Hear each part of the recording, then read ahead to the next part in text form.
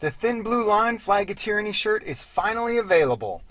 The link to purchase is in the description, so head over there and order today. This design is available on all different styles of shirts and hoodies. Hey everybody, it's James Freeman. This officer forced a woman to be baptized in exchange for not having to face criminal charges. And in the same day, he performed an illegal cavity search on another man. Now, this story seems pretty bizarre to me, but when I actually go back and think about it, I worked with a gentleman who lived in Louisiana and told me that growing up, everybody around him was Christian and, the cops would pull you over, and a lot of times they'd just have a come to Jesus with you, and that if you'd come to Jesus, they'd let you go. And this guy thought that this was just totally okay, and that there was nothing wrong with it. He still to this day thinks that it's okay. So to most of us who are not in this alternate universe, this is pretty bizarre. But I think to a lot of folks in the South, forced baptisms by police may not be as uncommon as we think it is. Cameras and modern technology are allowing us to spread this information farther and faster, and I wouldn't be surprised if we see some more cases like this come up. After being pulled over by a Hamilton County Sheriff's deputy, a woman claims that the officer stripped down to his underwear and forcibly baptized her in a lake. Now she's suing the county for $11 million. It says, in Riley's version of the events, she was driving in town on February 6th when she purchased cigarettes at a gas station where one of the deputies, Daniel Wilkie, happened to be. She claims that Wilkie followed her in his vehicle and pulled her over outside the home of a friend of Riley's on suspicion that she had methamphetamines in her car. He ordered her to leave her vehicle and performed a full body search, including demanding that she reach under her shirt and pull out her bra and shake the bra and shirt. Riley said she requested a female officer to conduct the search, which Wilkie refused. So these are the two deputies. Wow. They don't look like serial killers at all, huh? These are the two deputies, Deputy Daniel Wilkie and Deputy Jacob Goforth. Wow. Riley said that when the body search came up with nothing, the deputy asked if she had any illegal substances in the car. Riley admitted that a single marijuana roach was in the vehicle, hidden within a pack of cigarettes. Big mistake there. Don't ever admit to anything. Don't give them an inch. They'll take a mile.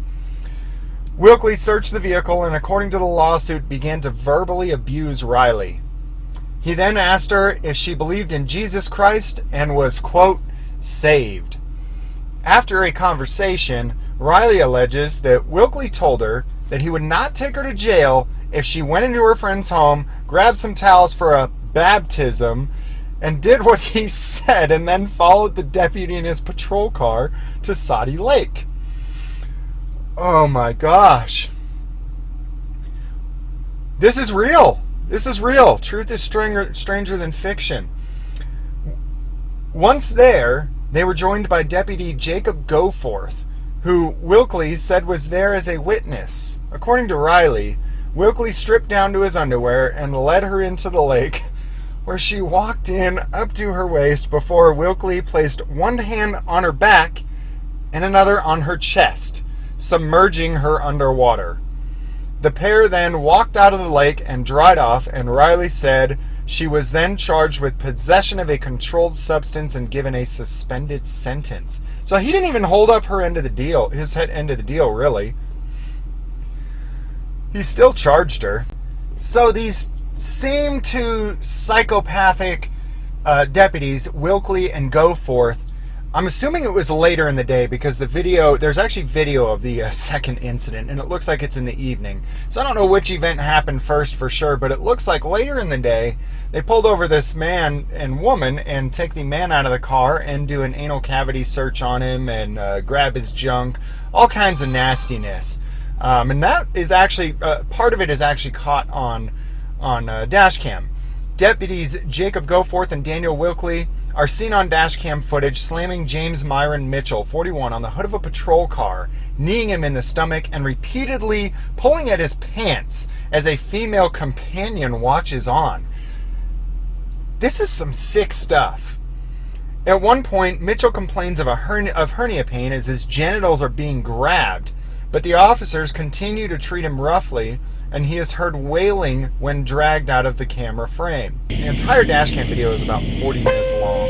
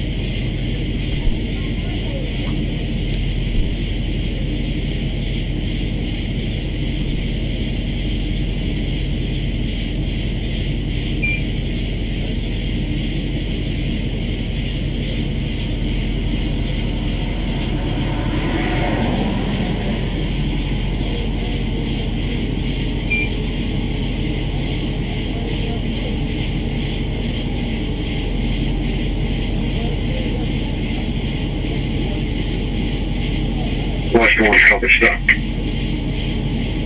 That's not good. Sawyer Road at Corral with a black Chevrolet pickup truck pulling a trailer, 2 occupants. Registration plate is obstruction. I'll get it to you as soon as I can. Okay.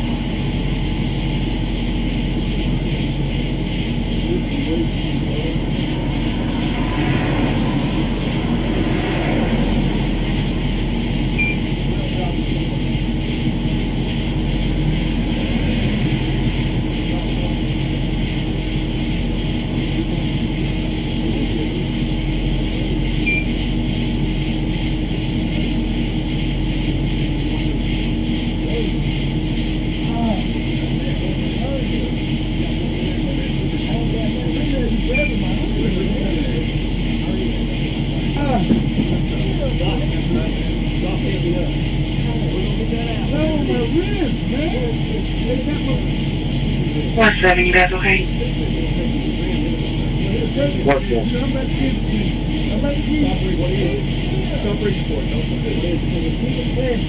One guy. Let's see, reach for 6901 Robinson. Reach in the Norman. 7 normal. Y'all are killing. I got a hernia, man. I'm standing up to back the skin. I ain't got that lonely, man. Good, resume Boston, said everything was okay. I'm clear. All units can resume normal main. All units can resume normal on main. I'm not reaching them up too hard. I'm trying to put my pants back on, sir. I'm about to go to jail, man.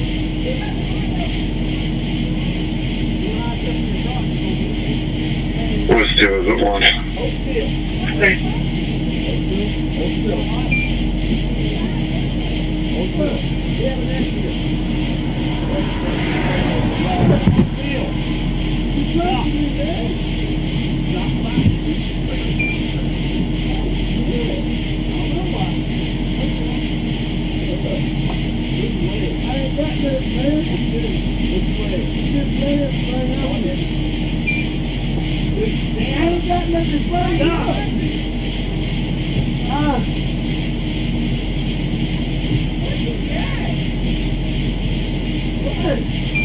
Signal 25 Jackson.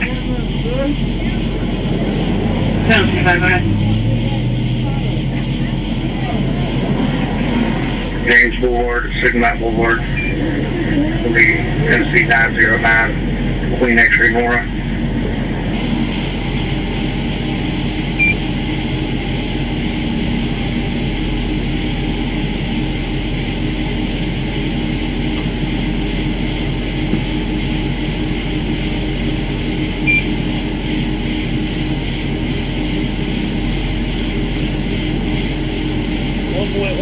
Grams of crack.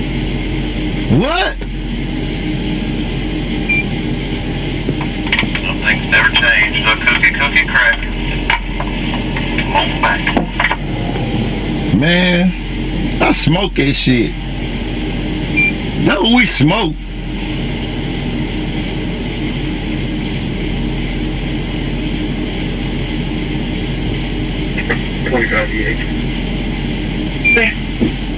I do not know at this point whether they actually found 6 grams of crack in the victim's butthole or not.